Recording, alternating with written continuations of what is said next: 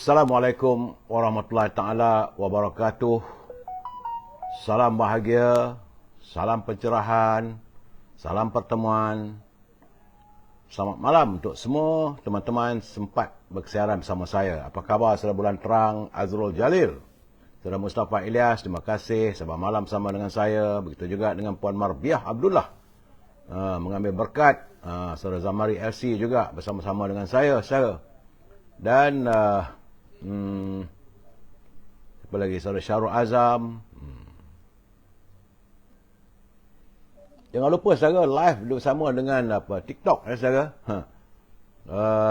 Saudara Zulkifli Zul, saudara Syah Ibrahim, saudara Said Ali, Said Muhammad. Apa khabar saudara? Doa saya anda semua berbahagia. Sebab hari ini banyak juga persoalan yang harus kita ulas saudara. Jangan lupa saudara live subscribe di Facebook, Instagram dan juga di TikTok. Saudara Mustafa, saudara Azrul Aidi, saudara Abdul Hamid, saudara Madam K. Begitu juga Puan Hasnah Jafar, Kamal Awang, Tuan Abdul Rahman, Tuan Ismail, apa khabar? Lan Basung, Puan Hamidah Kamat. Begitu juga dengan saudara Muhammad Yusuf Hamzah dari Jertih, Jertih Terengganu, Cik Mat Mohaini, saudara Abu Menim, salam perjuangan. Begitu juga dengan si Comel, nama sedap. Puan Rashidah Rusmini daripada Pontian, Johor, saudara. Begitu juga saudara Supar Kamal, saudara Muhammad Hamzah, saudara Syahrul, saudara Rosli Zani, saudara Harun Rashidan, Vihi, ini teman-teman kita di TikTok.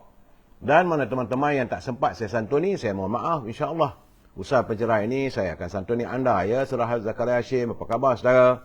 Saudara Musyidi Embi, saudara Kamal Awang, saudara Abidin, saudara Aziz Izam,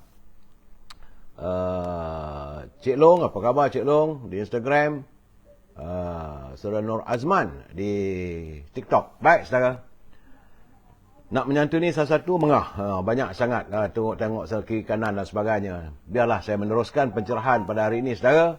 Hari ini tanggal 25 Oktober, hari Selasa, yang juga merupakan hari yang ke-950 saudara. Dah 950 hari. COVID-19 melanda negara kita ni belum ada usainya. Sebab laporan yang terima hari ini, semalam punya jangkitan ada sedikit berkurangan. Daripada 2054 kepada 1737. Jumlah keseluruhan adalah 4,883,796 saudara. Dan terdapat peningkatan di 8 buah negeri dan susut di 8 negeri. Lain-lain negeri yang saya nampak itu Selangor susut 680, Wilayah Persekutuan 341 susut. Cuma Sabah ada sedikit peningkatan pada 117. Negeri Sembilan juga nampak gayanya ada meningkat kepada 128 saudara. Tapi Pulau Pinang susut 105 dan yang agak mengembirakan saya Perak. Sebab Perak disusut pada 94, di bawah 100 saudara. Jadi artinya masih lagi ada 6 negeri. 1, 2, 3, 4, 5 negeri saudara. 5 negeri di bawah, di atas 100, yang lain itu sebanyak 11 negeri. Jangkitannya adalah di bawah 100 saudara. Itulah yang saya dapat laporkan pada hari ini saudara. Kedudukan COVID-19. Berusahalah kita saudara dalam suasana cuaca lembap begini. Tentulah COVID-19 itu mudah merebak saudara. Pastikan anda melakukan penjarakan sosial dan jaga kebersihan diri saudara. Baik saudara, kita masuk, izinkan saya seketika, itu segmen e-commerce saudara. Jadi kalau teman-teman yang mempunyai produk mahu diwawarkan, sila hubungi Al-Azhar di talian 01133041 241. Berniagalah saudara. Al-Azhar juga memasarkan bakur setanginya, setangi Al-Bakur, macam kemian lah, bila bakar rumah itu wangi. Dan juga haruman wangi-wangian, iaitu minyak wangi daripada tanah Arab saudara. Andainya anda tidak dapat berhubung dengan Al-Azhar, boleh hubungi Siti Farehah di talian 017 7114300, saudara. Siti Farehah jangan lupa, dendeng manis Siti Farehah sedap dimakan bersama dengan nasi, kanji ataupun pulut ataupun roti, saudara. Memang sedap, saudara. Kalau saudara yang tinggal di Lembah Kelang mahu mendapat bekalan buah-buahan, hubungi Syauqi di talian 012-357-5703. Buah-buahan tersebut akan terus dihantar ke rumah anda. Harganya harga lebih murah daripada pasar dan buah-buahan tersebut adalah grade AA, saudara. Kiwi, anggur, ceri dan sebagainya, saudara. Dan jangan lupa makanan kegemaran saya, popiah sira Lady Maria. Sedap dimakan, mengasyikkan, ya saudara, rangup, manis, pedas dan harganya pun murah, saudara, tak mahal mana pun. Sila hubungi Nizam di talian 019-435-1203. Saudara, akhir sekali tentulah saya menyatakan bahawa teman-teman yang nak berniaga, tim Nur Aisyah sedang mencari teman-teman untuk menjadi wakil mereka. Tim Nur Aisyah boleh dihubungi di talian 018-279-4288. Produknya adalah kosmetik yang mesra wudu ataupun boleh dibawa semayang. Ada makanan segera serta susu. Susunya adalah berperasa buah tamar. Perasa ini kurma, saudara. Itulah seketika, saudara. Terima kasih kerana mengizinkan saya untuk wawar di segmen e-commerce, saudara. Kita masuk segmen ini bagi saya agak penting untuk kita melayani kehidupan sebagai panduan kehidupan kita. Bukan sebagai seorang ustaz, saudara, ya. Ini adalah tulipan daripada teman-teman yang menghantar kiriman kepada saya, saudara. Menurut tulisan sebut bahawa ini dalam segmen naluri kehidupan ni, saudara, sebenarnya penghalang utama untuk kita mencari Allah ialah kejahilan, saudara. Tulisannya kecil, tak apa nak nampak, saudara, nak besarkan sikit. Penghalang utama untuk kita mencintai Allah ialah kejahilan. Jadi akibat daripada jahil, maka kita tidak kenal kebaikan, keindahan dan kesempurnaan Allah, saudara. Padahal hukum cinta yang telah termaktub adalah tak kenal maka tak cinta. Jadi dalam konteks ini, saudara, Syekh Abdul Qadir Al-Jalani menegaskan bahawa tahap cinta seorang manusia itu kepada Allah adalah sejauh mana ia mengenalinya, saudara. Jadi lawan kepada rasa cinta adalah benci. Kebencian itu melahirkan permusuhan. Akibat kita jahil, maka timbullah rasa benci dan kemudian pula rasa permusuhan. Sebab itu pepatah Arab ada menegaskan bahawa seseorang itu akan membenci apa yang tidak diketahuinya ataupun jahil, saudara. Jahil itu bukan bermakna tertutup pintu akalnya untuk mengetahui sifat-sifat kesempurnaan dan keindahan Allah. Tetapi hakikat jahil itu adalah tertutupnya pintu hati untuk mengenal Allah. Ya, kenal dengan hati, tahu dengan akal, saudara. Ramai manusia hanya mengetahui keindahan dan kesempurnaan Allah dengan akalnya. Mereka belajar, mereka mengaji dan menuntut ilmu tauhid. Malangnya, ilmu itu tidak diresapi ke dalam hatinya melalui amal ibadah dan mujahadah. Ilmu yang yang kita pelajari, ilmu itu perlu diamalkan, saudara. Dan untuk mengamalkan perlu mujahadah, iaitu melawan hawa nafsu.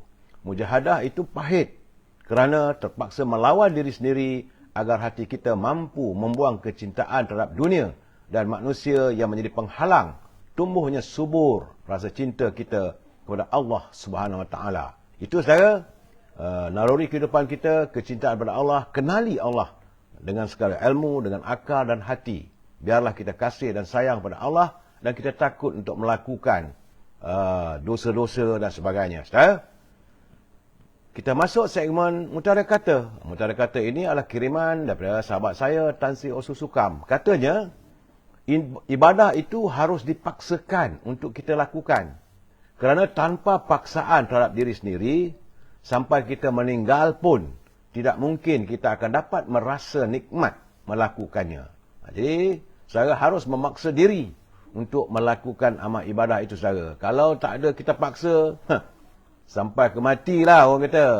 Kita lupa untuk melakukan kewajipan yang dituntut. Terima kasih Tan Sri Osu atas kiriman kata-kata mutiara untuk dapat jadikan pedoman kita bersama, saudara. Dan seperti biasa, saya harus mengingatkan pimpinan negara, jangan berbelanja wang negara tanpa had. Kerana kita bimbang, kalau dibelanjakan wang negara tanpa had, negara akan muflis, saudara. Baik, saudara.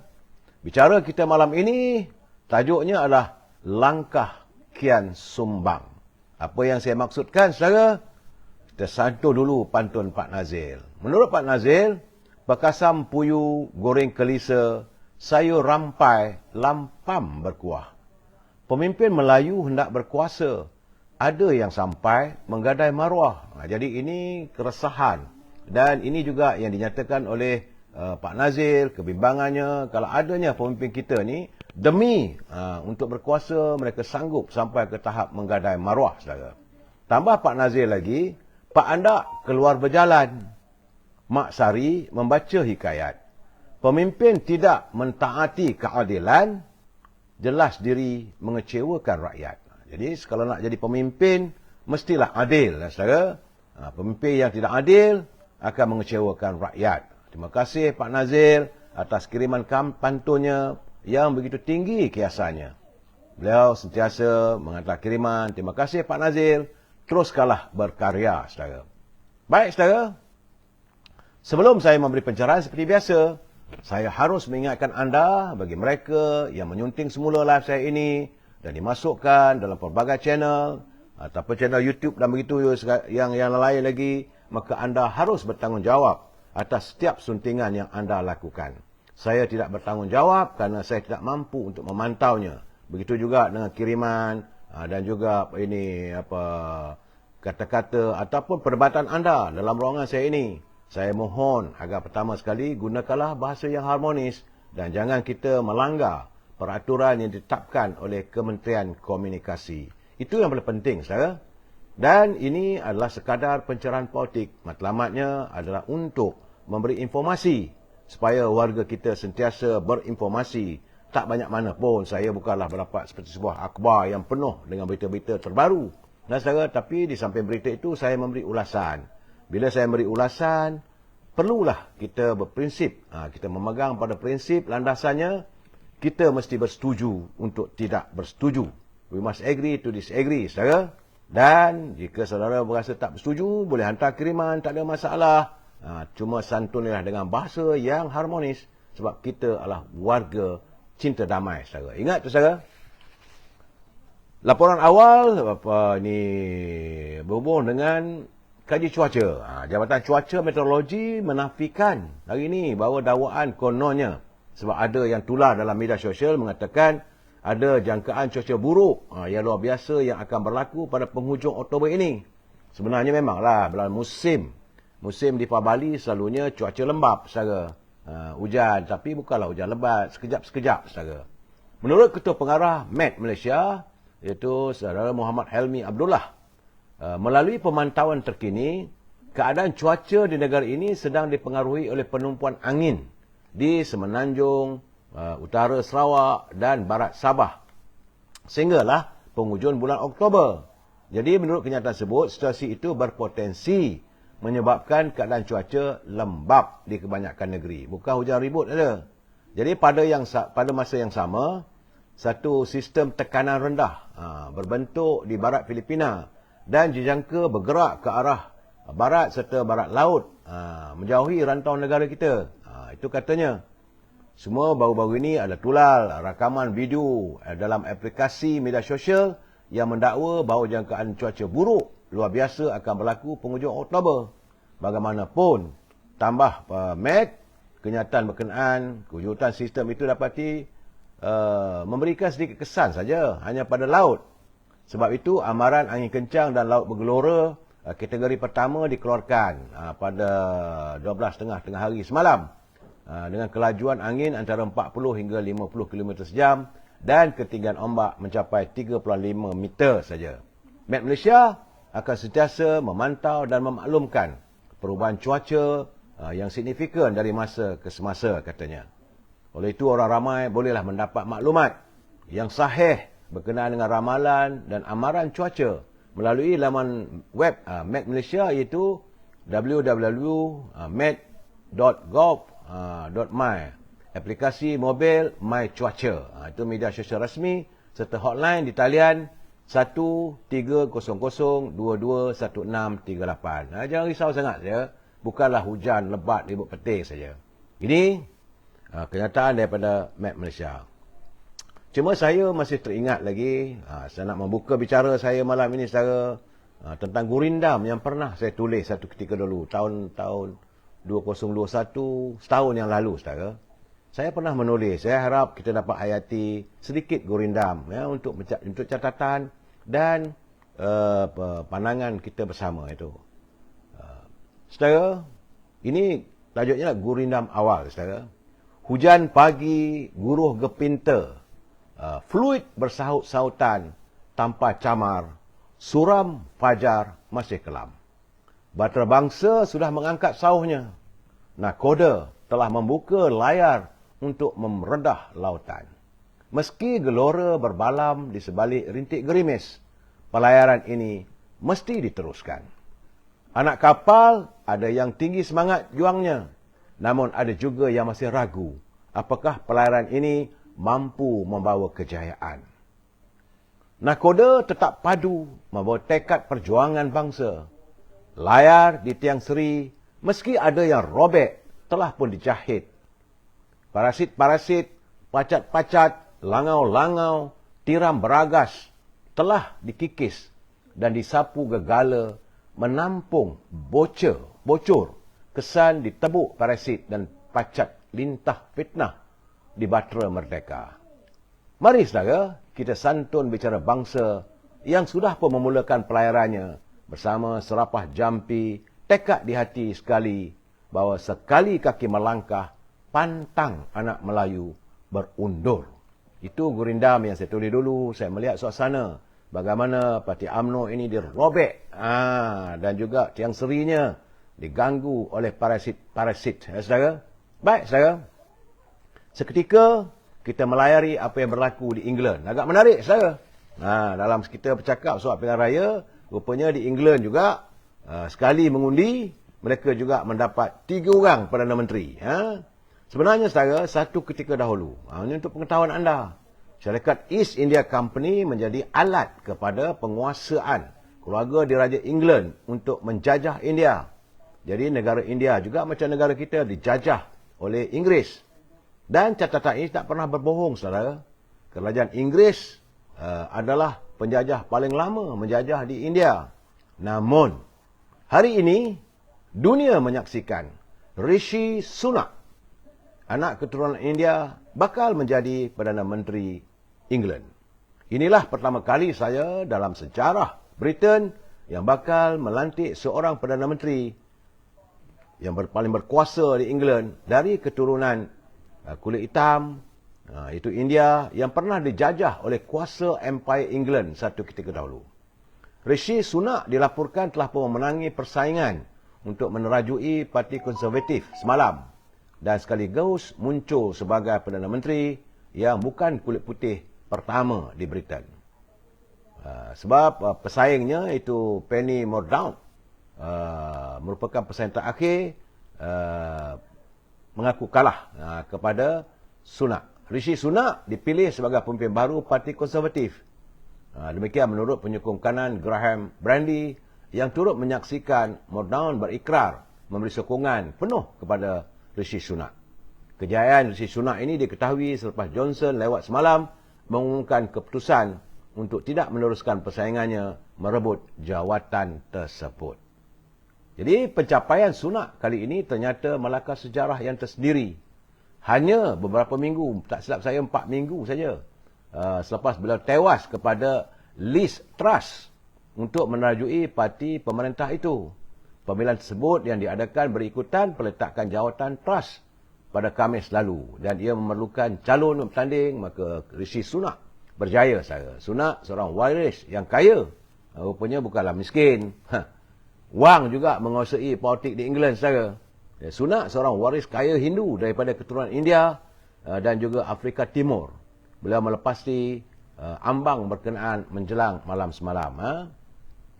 Jadi, Parti Konservatif sebenarnya terpaksa menjadikan pemilihan Sekali lagi, selepas Liz Truss meletak jawatan, saudara. Dan sesuatu yang agak menarik di England, saudara, selain daripada Rishi Sunak, semua orang tahu India menghadapi perbalahan dengan negara Pakistan. Banyaklah kita dengar siri tembak-menembak, berbalas-balas serangan antara India dengan Pakistan. Dan bagi Kota London,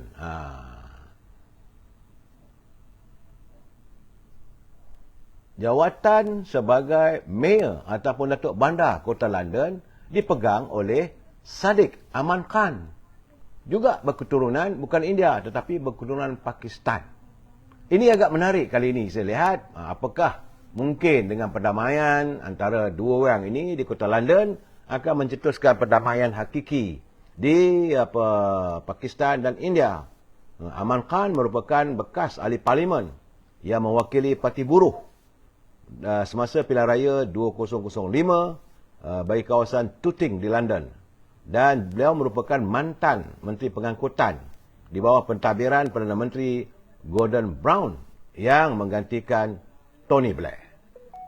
Agak menarik di England hari ini. Perdana Menterinya daripada India, Mayor Kota London daripada Pakistan. Dua-dua bukanlah rakyat berketurunan kulit putih, saudara. Itulah keadaan yang kita lihat agak menarik. Bagi saya, politik dunia juga sentiasa berubah-ubah. Begitu juga saudara kita lihat di Amerika. Di Amerika, Joe Biden sebagai Presiden Amerika. Tetapi timbalan naik presidennya adalah Kamala Devi, iaitu wanita berketurunan India. Juga jadi nampak gayanya pola-pola politik dunia semakin berubah, saudara. Balik pada negara kita di sini, saudara. Cuma saya melihat hari ini semalam adalah tular di media sosial bagaimana kononnya katanya disiarkan oleh TV1, iaitu Yang Berhormat Datuk Seri Najib berkempen untuk Parti Barisan Nasional. Maka orang pun menuduh bagaimana dari penjara Kajang boleh Datuk Seri Najib berkempen melalui TV1. Jadi bagaimanapun saya mendapat kiriman daripada Ketua Pengarah Penjara. Saudara, Jabatan Penjara menyatakan bahawa hasil semakan menunjukkan video sebut telah dirakam lebih awal oleh pihak RTM sempena Kembara Keluarga Malaysia episod 57 sebelum Datuk Seri Najib dihantar ke penjara Kajang. Sebab banyak gambar-gambar orang menyiarkannya tu dalam media sosial. Jadi Jabatan Penjara menasihatkan orang ramai supaya tidak menyebarkan maklumat tanpa semakan lanjut. Ingat, katanya tindakan undang-undang boleh diambil ke atas mereka yang tidak bertanggungjawab. Jadi bukanlah sekarang ni gambar tu ataupun rakaman dilakukan sekarang. Gambar dulu, gambar lama. Itulah keadaan saudara. Kadang-kadang orang nak buat fitnah macam-macam. Saudara? Baik, saudara. Sebagaimana yang saya janjikan petang tadi, saya melihat tiba-tiba tular sekali lagi di media sosial. Dalam media sosial itu bicara yang bawa mulia Tengku Razli Hamzah dalam media sosial yang juga ada saya sharekan dalam live saya dalam Facebook saya di mana kenyataan yang Berhormat Mulia Tengku Razli Hamzah menjelaskan dengan jelas tentang bagaimana orang yang paling kuat menentang kemasukan Dr. Mahathir menyertai semula UMNO. Sebenarnya selepas Dr. Mahathir disingkirkan daripada UMNO, orang yang paling kuat menentang kemasukannya semua adalah Tun Dr. Ismail. Berkali-kali Tun Dr. Ismail mengatakan over my dead body. Artinya biarlah aku mati dululah baru boleh bawa Dr. Mahathir ni masuk UMNO. Begitulah adanya sifat-sifat amarahnya Tun Dr. Ismail terhadap Dr. Mahathir. Jadi keadaan itu menurut Tengku Razali, dia mengambil masa berbulan-bulan memujuk Tun Dr. Ismail supaya menerima kemasukan semula Dr. Mahathir menyertai UMNO. Saudara. Dan akhirnya setelah dipujuk berbulan-bulan dia bersetuju. Dr. Mahathir menyertai UMNO melalui cawangan di Rawang.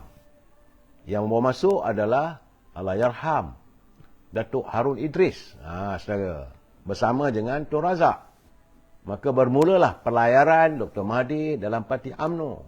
Jadi dalam kenyataan itu, Yang Amat Mulia Tengku Razali menjelaskan, sepanjang ketiadaan Dr. Mahathir dalam UMNO, itulah waktunya almarhum Tun Razak melestarikan pengujudan dasar ekonomi baru. Melalui dasar ekonomi baru, matlamat Tun Razak adalah untuk memastikan agar kek ekonomi ini dapat dikongsi oleh seluruh rakyat. Almarhum Tun Razak, Allahyarham Datuk Arun, Tun Dr. Ismail, Yang Amat Mulia Tengku Razali mau melihat bahawa bangsa-bangsa kita ini dapatlah berdiri sama tinggi, duduk sama rendah dengan bangsa lain. Itu DAB ini diwujudkan pada 1974, saudara. Tapi malangnya, ini kenyataan Tengku Razali. Sebab waktu draft ataupun pengujudan dasar ekonomi baru ini, Dr. Mahathir tidak berada dalam UMNO. Sebab itu dia tidak memahami, tidak mengetahui roh dasar ekonomi baru. Jadi apabila beliau menggantikan Tun Hussein On sebagai Perdana Menteri, maka beliau mengemukakan satu cadangan baru, iaitu cadangannya dasar pengswastaan yang dilihat seolah-olah menggantikan dasar ekonomi baru. Dasar pengswastaan inilah, saya ada berbual dengan Yang Amat Mulia Tengku Razali. Dasar pengswastaan ini jugalah yang melebarkan agenda KKN, korupsi, kronisme dan nepotisme. Kalau mengikut dasar ekonomi baru, dia tak ada begitu. Tidak boleh melebarkan jaringan korupsi. Begitu juga tidak boleh melebarkan jaringan kronisme maupun nepotisme. Sebab itulah menurut Tengku Razali, beliau menentang Datuk Arun sehingga sampai ke tahap mencabar beliau sebagai Presiden UMNO. Itu sebenarnya, saudara. Saudara Nizar Zal, geng sakau. Siapa yang sakau? Bila saya dengar kenyataan Yang Amat Mulia Tengku Razali, lebih jelas kan. Jadi selama 22 tahun, Dr. Mahathir menjadi pimpinan UMNO dan sebagai Perdana Menteri. Itulah, saudara, melebarnya aktiviti kek negara yang membelakangkan dasar ekonomi baru dan meningkatkan melalui dasar pengswastaan. Dasar pengswastaan mengkayakan golongan-golongan tertentu, kroni, nepotisme. Bila merebut kekayaan, tentulah ada elemen perasuah. Sebab itu bila Yang Amat Mulia Tengku Razali, kadang-kadang dia ketawa bila Dr. Mahathir bercakap soal rasuah. Dia menentang rasuah. Dia juga menentang percaturan politik yang melibatkan kronisme dan nepotisme. Itu saya, sebab saya janji petang tadi saya akan memberi pencerahan yang dialami oleh UMNO selama 22 tahun Dr. Mahathir menjadi Perdana Menteri. Dan apabila beliau kembali mentadbir negara selepas memenangi pilihan raya 2018 yang lalu, itu pilihan raya 14 dulu, sebagaimana saya melihat catatan daripada media online bahawa sebenarnya Dr. Mahathir gagal untuk mentadbir negara ini. Tidak dinafikan. Beliau menjadi Perdana Menteri sebanyak 2 kali. Kali pertama berjaya, saudara. Tapi selepas 22 tahun, datang kemulanya pada tahun 2018, gagal. Jadi banyak orang bertanya kenapa boleh dia begitu. Kerana beliau tidak mempunyai kekuatan, sokongan yang padu, saudara. Walaupun Pakatan Harapan diberikan mandat yang agak selesa, tapi ia gagal menjadikan kerajaan yang baik. Selain dari mandat yang selesa, pengalaman pentadbiran. Kerana waktu dulu UMNO, kerajaan Barisan Nasional tidak mengadakan kerajaan campuran. Kali ini adanya DAP, adanya Parti Keadilan, yang dua-dua menentang Barisan Nasional dulu. Dan termasuk Dr. Mahathir. Jadi dalam kerajaan campuran itulah gagalnya. Secara yang berjayanya cuma satu saja, penghapusan cukai GST. Itu saja, saudara. Jadi saya melihat dalam keadaan begini sewajarnya lah. Sewajarnya bagaimana saya nyatakan beberapa malam yang lalu. Saya kata Dr. Mahathir sepatutnya eloklah mengundurkan diri. Sebab banyak kes-kes ni akan menjelma, saudara. Jadi, waktu beliau tidak menjadi Perdana Menteri, dia mengkritik Tun Abdullah Badawi, kononnya Perdana Menteri yang gagal. Begitu juga bila Datuk Seri Najib, dia macam-macam lah, Tomahan dan sebagainya. Dan bila beliau mentadbir, nampak kegagalan dan sudah terjelma macam-macam cerita yang sedang ini, saat ini sedang pun dikorek oleh orang. Jadi eloklah Tun Dr. Mahathir ni bersara secara total dalam politik supaya rakyat dapat melupakan segala-galanya, segala kepincangan. Itu saudara. Saya haraplah keadaan ini. Baik saudara. Saya juga melihat tulisan saudara Kuzairi Kukamal melalui halaman MTV Online. MyTV Online dia menulis tentang bagaimana pengerusi Perikatan Nasional Tan Sri Muhyiddin mendedahkan sikap tamak parti itu semasa beliau bercakap pada program ceramah yang menggambarkan bagaimana kononnya Datuk Seri Ismail Sabri sebagai lemah. Dia dianggap sebagai lemah kerana tidak memenuhi janji katanya. Tan Sri Muhyiddin mendedahkan isu kandungan perjanjian yang heboh diperkatakan. Jadi secara tidak langsung, sifat sebenar Perikatan Nasional yang mahu menguasai kerajaan turut terdedah. Jadi sebab itulah beliau menggambarkan Datuk Seri Ismail Sabri sebagai seorang penakut. Kononnya kerana mengikut cakap Presiden UMNO Datuk Seri Zahid Hamidi. Dan beliau, saya melihat memang pun tidak nafikan bahawa pimpinan daripada Perikatan Nasional memang tidak mempunyai modal untuk memperlekehkan kepimpinan Datuk Seri Ismail Sabri, dan modal apa nak dibawa dalam pilihan raya kali ini saudara. Jadi mungkin beliau lupa, beliau sepatutnya membenarkan butang lebih awal dulu. Mungkin waktu itu orang boleh menghormati, tapi tidak berlaku saudara. Saya melihat ada juga dalam laman web kenyataan-kenyataan yang agak menarik saya, iaitu salah seorang calon bagi kerusi Parlimen Titiwangsa yang kabarnya akan berentap dengan saudara Khalid Samad, iaitu Datuk Johari. Datuk Johari Ghani bakal sekali lagi menawarkan diri untuk bertanding bagi kerusi Parlimen Titiwangsa. Jadi sebab itu dalam ceramah-ceramahnya, dalam pertemuannya dengan rakyat, Datuk Joh mengatakan, lihatlah trend saya, walaupun saya tidak menjadi wakil rakyat, namun sepanjang saya menjadi ketua bahagian UMNO Titiwangsa, saya tidak pernah mengabaikan rakyat. Sedangkan wakil rakyat yang dipilih dalam yang menewaskan Datuk Johari adalah Rina Harun. Rina Harun tidak menyantuni masalah rakyat. Tapi Datuk Joh, dia sentiasa seminggu sekali dia turun ke Pasar Keramat, dia turun ke Kampung Baru, sambil-sambil minum kopi dengan rakyat dan menyantuni segala masalah rakyat. Itulah curahan bakti. Sebab tu dia kata, tengoklah rekod saya. Nak cabar boleh, tak ada masalah. Saudara Khalid Samad, kerana daripada Parti Amanah atau Pakatan Harapan akan bertanding di Titiwangsa, silakan. Dia kata tak ada masalah. Dia kata letaklah siapa pun. Beliau bersedia untuk menghadapi. Bukan cakap besar, tapi mengikut Datuk Johari Ghani sebab dia sentiasa rapat dengan rakyat. Dan kali ini beliau yakin rakyat, khususnya pengundi-pengundi di Titiwangsa, dapat mengenal siapa sebenarnya diri beliau dan siapa sebenarnya mereka yang nak datang. Sebab Datuk Khalid, Saudara Khalid Samad pernah menjadi Menteri Wilayah Persekutuan. Ada cerita-cerita di belakang tu, contohnya berhubung dengan pembangunan kaum baru. Ada banyak lagi cerita yang lain yang bagi saya sepanjang musim kempen nanti pasti akan terdedah saudara.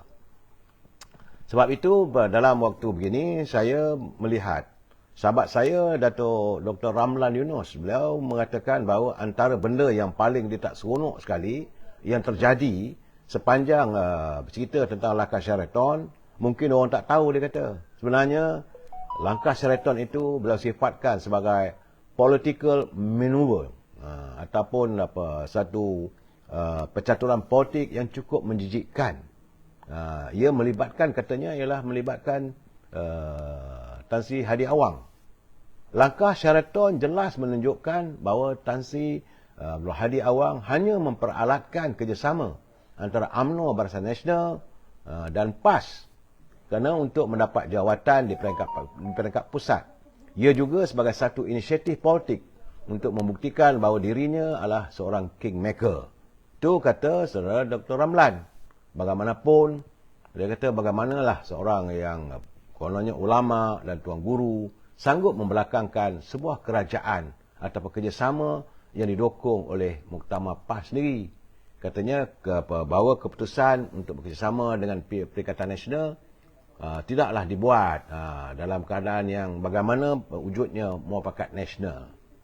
Malahan, sebagai duta besar, duta khas ke Timur Tengah, yang bertaraf menteri tak ada apa-apa pun, katanya. Saudara?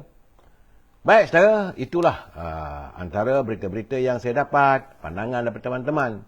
Bagaimanapun saya amat berbesar hati apabila Yang Amat Berhormat Perdana Menteri hari ini menyatakan bahawa calon-calon dari Barisan Nasional, parti lain kita tak ambil tahulah, saudara, bahawa semua calon-calon yang akan bertanding dalam pilihan raya kali ini, mereka telah pun disaring bukan hanya oleh Suruhanjaya Pencegah Rasuah, Polis Diraja Malaysia, ataupun daripada insolvensi, sama ada dia bukan seorang yang muflis, dan paling penting disaring juga oleh Jabatan Agama, supaya tidak berlaku adanya isteri secara gelap. Ya. Sebab itu menurut Yang Amat Berhormat Datuk Seri Ismail Sabri, pemilihan pilihan raya kali ini semakan dengan pejabat agama adalah sebagai tambahan kepada saringan yang ditetapkan sebelum ini. Ya, saudara? Beliau selaku naib Presiden UMNO. Sebab itu beliau menyatakan bahawa ini tambahan. Jangan anggap beliau hanya sebagai Perdana Menteri. Beliau adalah pemimpin UMNO juga. Saudara, kenyataan beliau itu dianggap sebagai kenyataan dan pimpinan UMNO. Jadi sebab itu dia kata kalau dulu kita tak cek lah kalau ini. Tapi kali ini kita akan memeriksa mereka. Maaf. Kita akan memeriksa mereka daripada PDRM, daripada SPRM, daripada insolvensi, dan juga paling penting adalah Jabatan Agama Islam. Jangan ada pula isteri senyap-senyap. Itu agak menarik kali ini, saudara. Bagaimana, saudara? Saya ingin beri sedikit pengetahuan anda berhubung dengan pilihan raya yang pernah kita lalui dan setakat hari ini. Ini sekadar, sebagaimana saya katakan, ruang ini adalah ruangan pencerahan yang juga bercorak informasi, saudara.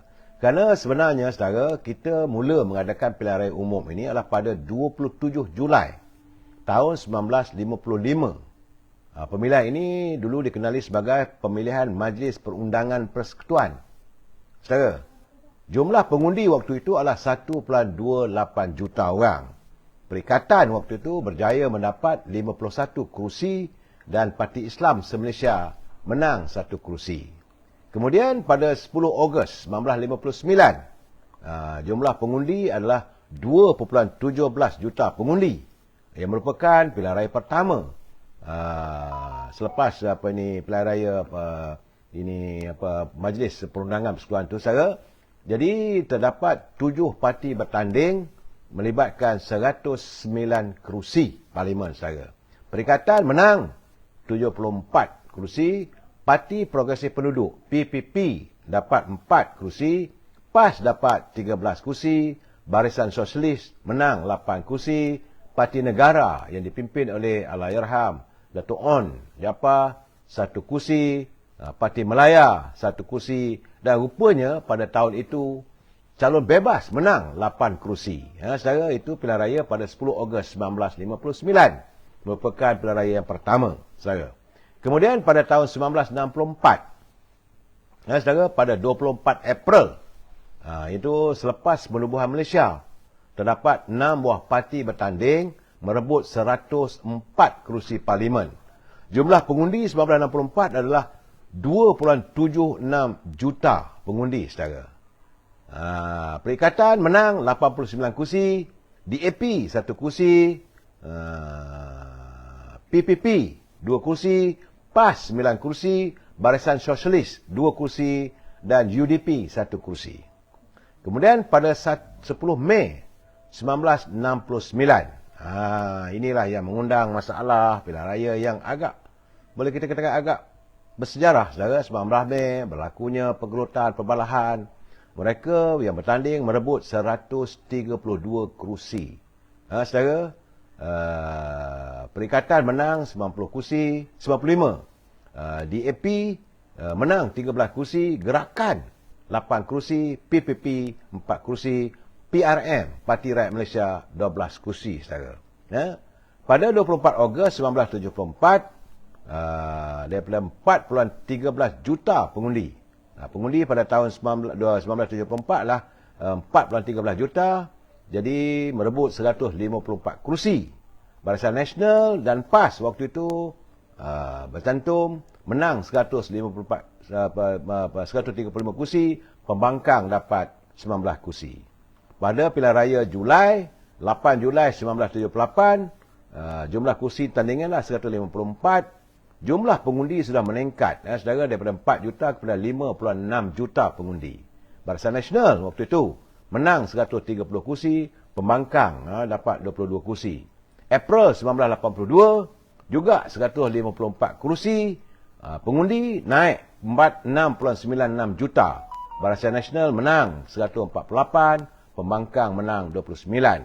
Pada 21 Oktober 1990, kerusi parlimen ditambah daripada 177 kepada 192 kerusi. Jumlah 180 kerusi. Jumlah pengundi 7.96 juta orang. Barisan Nasional menang 127, pembangkang mula meningkat kepada 53 kerusi yang dimenangi. Pada April 1995, 25 April, jumlah kerusi ditambah daripada 180 kepada 192.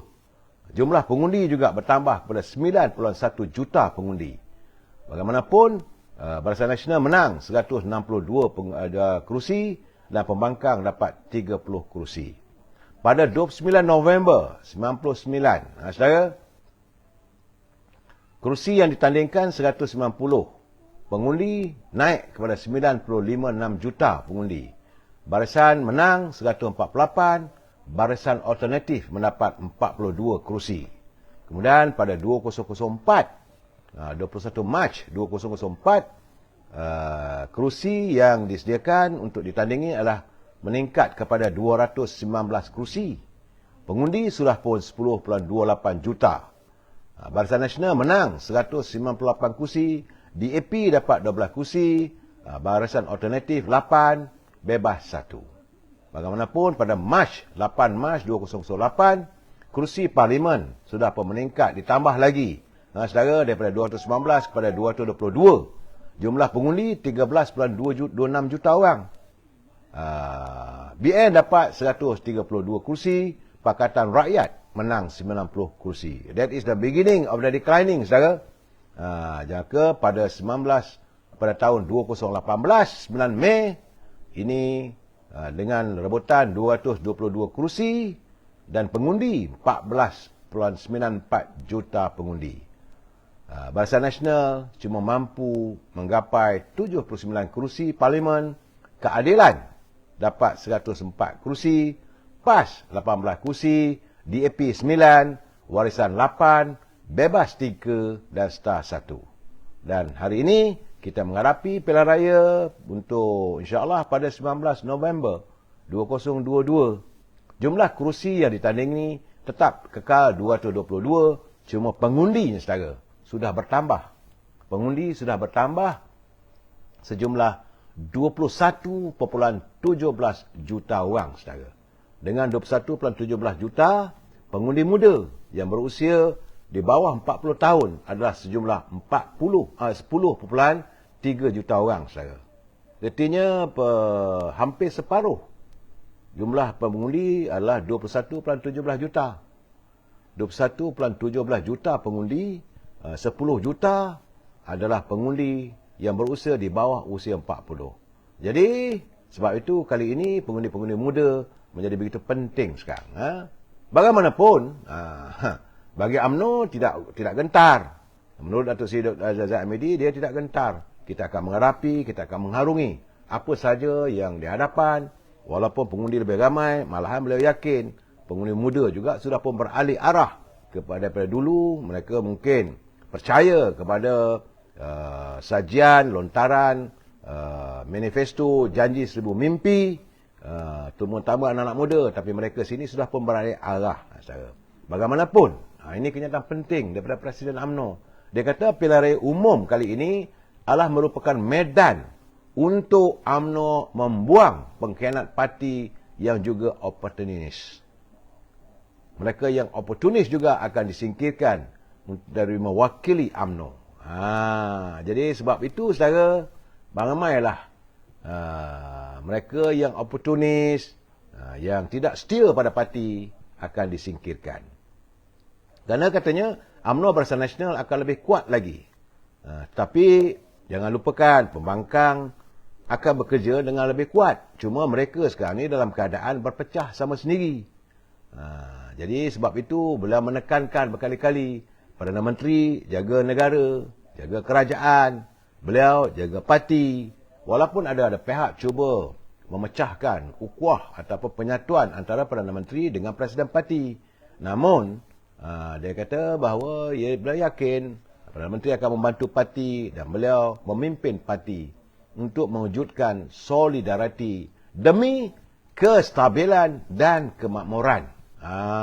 Inilah keadaannya saudara. Tapi ini satu berita yang tidak seronoklah untuk didengar oleh mereka-mereka yang bersikap oportunis.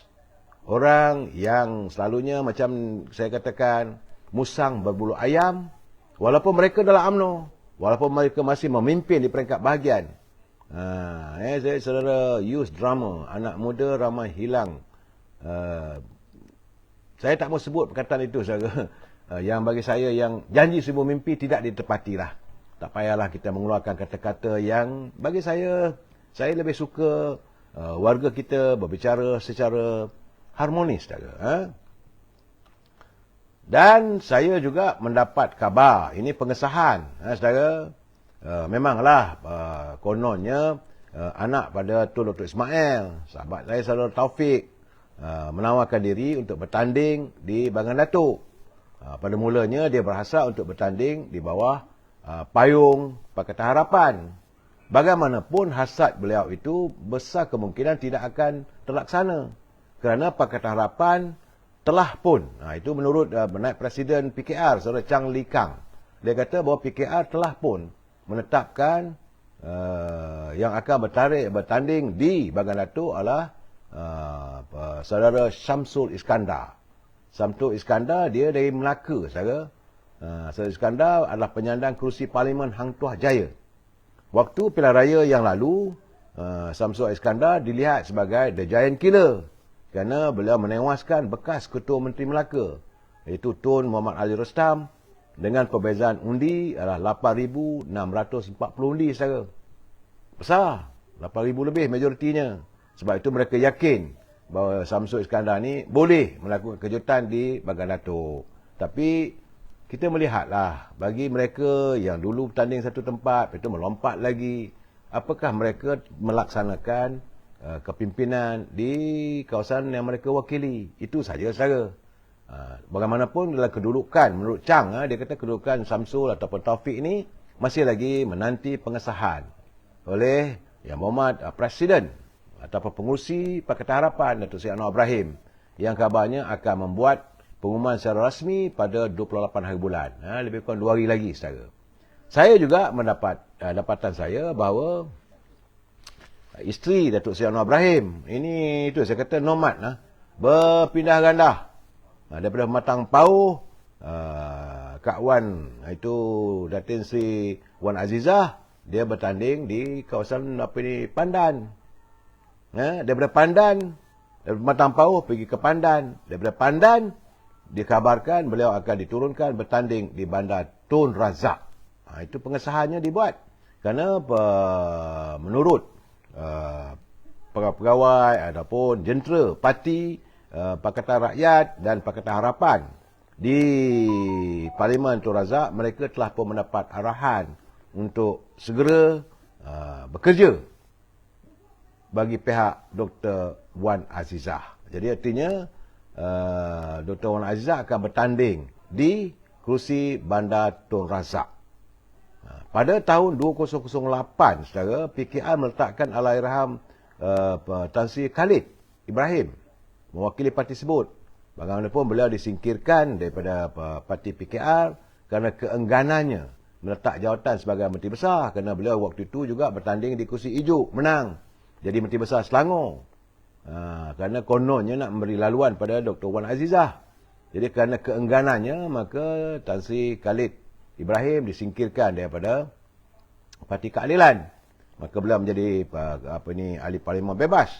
Selepas itu, pada pilihan raya yang ke-2018, iaitu pilihan raya yang ke-14 dulu, Parti Keadilan, PKR, menurunkan saudara Datuk Kamarudin Jaafar sebagai calon mereka, dan beliau menang di kerusi tersebut dengan majoriti hampir 20,000, besar saja.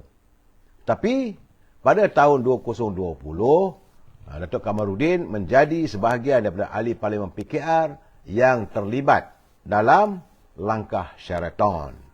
Tentulah dia tidak akan diturunkan lagi sebab dianggap sebagai pengkhianat parti PKR. Sebab itu tempat itu bakal digantikan dengan Dr. Wan Azizah. Kerana sumber Parti Keadilan setempat mengatakan pihaknya sudah pun dimaklumkan mengenai pencalonan Datin Seri Dr. Wan Azizah. Tidak lagi bertanding di Pandan. Kabarnya Pandan akan ditandingi oleh Rafizi. Katanya untuk mengambil balik tempat dia yang lama. Agak menarik ya saudara. Sementara itu untuk kursi Ampang, saya dipahamkan macam yang saya kata dulu. Saya dah bercakap, saya ingat 3-4 bulan dulu saya dah bercakap. Bahawa kursi Ampang ini, Nurul Izzah akan mengejar Dr. Zuraidah di kursi Ampang. Memang saya dah bercakap dulu lagi. Dalam 3 bulan dulu saya dah meramalkan besar kemungkinan Nurul Izzah akan bertanding di Ampang. Dan memang kabarnya yang terbaru bahawa Nurul Izzah juga akan bertanding di Ampang. Sementara sepatutnya Bandar Tun Razak itu awal-awalnya disebut untuk Datuk Seri Anwar Ibrahim. Tapi Datuk Seri Anwar Ibrahim memilih untuk bertanding di kerusi Parlimen Tambun. Jadi sebab itu saya melihat kadang-kadang macam-macam lah. Agak menarik pilihan raya kali ini. Dan saya menyangkakan ramai juga yang akan tumbang. Ramai juga yang akan tumbang. The Giant Killer macam Samsul nak bertanding di Bagan Datuk. Itu memang home ground Datuk Seri Zahid. Sila kalah. Dan saya yakin tambah-tambah pula Samsul ini datang dari Melaka. Dan secara begitu juga dengan Surah Khalid Samad. Elok-elok jaga kawasan di Shah Alam. Tapi mungkin kerana tak jaga kawasan, maka dipindahkan bertanding di Titiwangsa. Juga calon ini akan, saya yakin, beliau akan tumbang di kawasan Parlimen Titiwangsa. Sebab Datuk Jo dah bekerja lebih awal. Walaupun dia tidak menjadi wakil rakyat, tetapi santunannya dengan rakyat, khususnya di kawasan Titiwangsa itu berterusan sampai saat ini, saudara. Saya melihat bahawa banyaklah kali ini Giant Killer tu yang selama ini yang hebat bakal tumbang. Begitu juga sebab itu saya nampak bahawa dari segi beberapa nama saudara, saya dengarlah macam-macam cerita yang contohnya apabila Mak Sabu masih lagi ceramah-ceramah yang dianjurkan di beberapa pentas ceramah. Cerita lain masih tak ada lagi saudara. Masih lagi cerita mengatakan bahawa banjir. Sedangkan banjir tak ada. Cuma saya nampak agak kurang isu banjir ini dilontarkan oleh para penceramah melalui pentas yang dibuka oleh Pakatan Harapan. Dah kurang dah. Tapi kalau awal-awal dulu, memanglah bagai nak rak. Sekarang ni dah kurang. Cuma bila mereka mengalihkan serangan kepada UMNO Barisan Nasional. Cuma saya hairan. Saya nampak Pakatan Harapan dia tak serang pun Perikatan Nasional. Dia jarang pun nak menyerang ini gabungan Tanah Air, Parti Dr. Mahathir. Tapi yang diserang UMNO. Artinya UMNO Barisan Nasional adalah parti yang terkuat. Bagi mereka ni dia tak pandang pun Parti Perikatan Nasional. Mereka yakin mereka mampu menewaskan calon-calon daripada Perikatan Nasional. Malah mereka yakin Azmin Ali boleh tumbang, Zuraidah boleh tumbang, dan para pengkhianat daripada Parti Keadilan. Begitu juga pengkhianat daripada UMNO. Berdasar kepada itu, mereka melihat bahawa parti Bersatu khususnya dalam keadaan yang cukup tertekan. Apatah lagi Pejuang yang dipimpin oleh Mukris, yang diramalkan bakal hilang wang pertaruhan. Cuma sekarang ini pertembungan antara Parti Keadilan, itu di bawah Pakatan Harapan, dengan UMNO. So, agak menarik pilihan raya kali ini. Kita akan menyaksikan, ini yang saya katakan, the clash of the giant. Tambah-tambah lagi, 2 presiden. 1 presiden Pakatan Harapan, Datuk Seri Anwar Ibrahim. Dia memilih bertanding di Perak. Dan presiden pengurusi Barisan Nasional, Datuk Seri Zahid Hamidi, bertanding di Bagan Datuk. Dua-dua di Perak. Jadi Perak tahun ini menyaksikan pertembungan kehebatan 2 presiden. Memang kita tahu bahawa pilihan raya yang lalu Pakatan Harapan banyak memenangi kursi-kursi Dewan Negeri. Apakah? Sebab Perak, cuma Perak, Pahang dan Perlis saja 3 negeri yang akan mengadakan pilihan raya umum kursi parlimen dan kursi Dewan Undangan Negeri. Apakah dengan kehadiran Datuk Seri Anwar Ibrahim ke Perak itu untuk menggiat ataupun menarik sokongan bagi calon-calon yang akan diturunkan bertanding di Dewan Undangan Negeri. Nah, khususnya dalam kawasan Tambun ada 2 kursi. Mungkinlah saya. Tapi saya nampak tidak ada cahayanya pun untuk di Perak. Kerana di bawah pimpinan Datuk Syarani, Perak semakin bangkit. Ini gambaran yang saya dapat, saudara. Mungkin saudara marah dengan saya, terpulanglah. Saya cuma menceritakan yang benar. Perak kali ini melihat Clash of the Titan. Terengganu pula kali ini mungkin akan melihat The Giant Killer bertemu dengan Tuan Haji Hadi yang pernah beliau tewaskan dulu. Di Johor saya nampak yang amat berhormat, mantan Menteri Besar Datuk Hasni akan bertanding di kursi kawasan Dr. Masli Malik. Juga kali ini tak adalah lagi Dr. Masli sebagai ahli parlimen. Beliau pun akan kalah tu, nampak kayaknya. Besar kemungkinan, saudara. Lain-lain negeri di Port Dickson, apa akan jadi pada Negeri Sembilan apabila Datuk Seri Anwar Ibrahim meninggalkan Negeri Sembilan. Saudara, ini keadaannya. Sebab itu saya melihat kempen-kempen yang diadakan, ceramah-ceramah lain tak ada tuduhan. Cuma saya nak menjelaskan kepada anda, apabila mereka mengatakan bahawa pilihan raya ini dicepatkan, disegerakan, sedangkan lebih daripada 4 tahun dah sudah sampai penjeda waktunya, cuma beberapa bulan saja, tempoh matang selama 5 tahun.